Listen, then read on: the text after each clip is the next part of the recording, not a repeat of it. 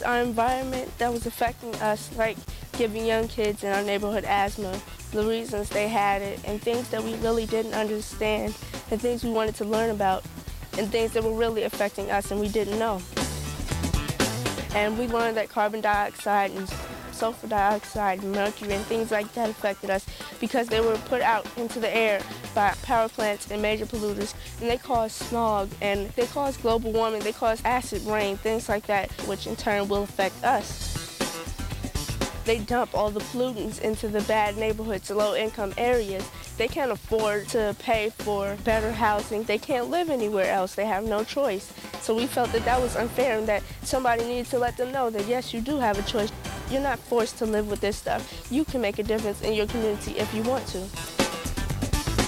We protest a lot, like our early days, because we really didn't know of any other way to get anything done. So we protest. We went to Southern Company and we said, you guys should not be polluting as much. You should actually take steps to make less pollution. You know, implement new technology. Do something to help the people that you're affecting. You should just do it because you know it's the right thing to do and what you need to do.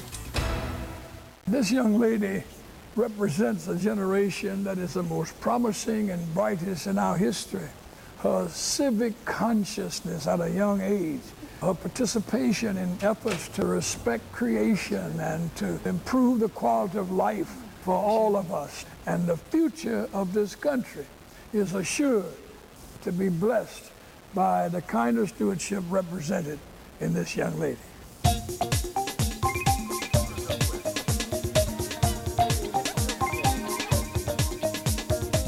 Another aspect of Kids Against Pollution is educating the youth in our area. There's this place where we visited and it was just beautiful. The trees, the water that wasn't polluting.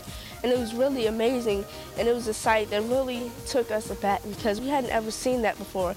Although we fight to protect our environment, we know how it should look, and we've never really seen how it should look. We've never really been through a nature walk or gone through any areas like that, and when we did, we felt every kid in our neighborhood, every kid everywhere should have this experience because it's a great experience and something that could really help people change their lives, like people stop littering, taking small steps, recycling, things like that.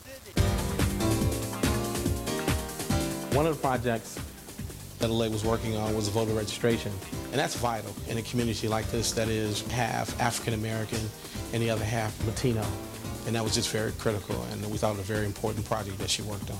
Black youth and youth in general don't vote a lot because they feel like their vote's not being counted and they feel like their vote is not important.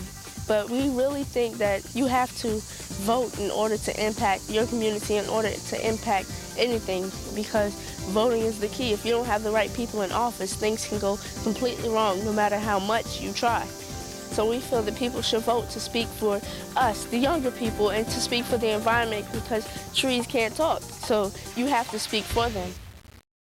When it comes to environmental justice, we at SCLC must continue to work and try to provide leadership in that area to save our world. But more importantly, it is incredible that young people like Illai have committed their lives to working on making our environment a better place.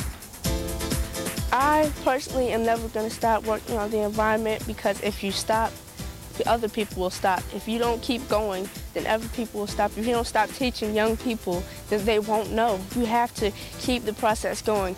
So I feel I should keep doing environmental justice because if I don't continue it, who will?